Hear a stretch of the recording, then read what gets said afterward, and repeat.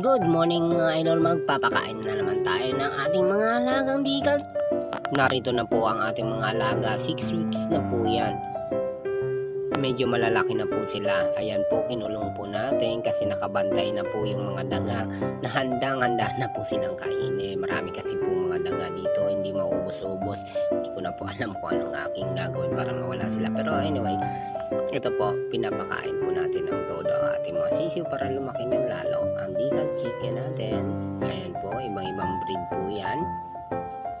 Decal brown, decal white. At ito na po ang ating mga bago. 1 week na po yung mga napisang sisiw, napisang itlog. O, ayan. Ayan na po sila. Lumalaki na naman. Dagdag po na naman sa ating mga alaga. Tignan nyo po, 1 week na po sila, matataba at malulusog po sila at kumpleto po sila.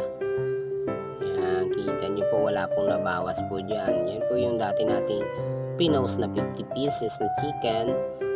Ngayon, malulusog. At narito po ang mga inahin ng ating mga sisiw. Napakatataba po at napakalulusog ng ating mga inahin. Tignan nyo naman po, yummy ang sarap-sarap. Tignan nyo po ang katawan nila, sobrang tataba. Kaya ang lalakas nila mag-produce ng kanilang mga itlog.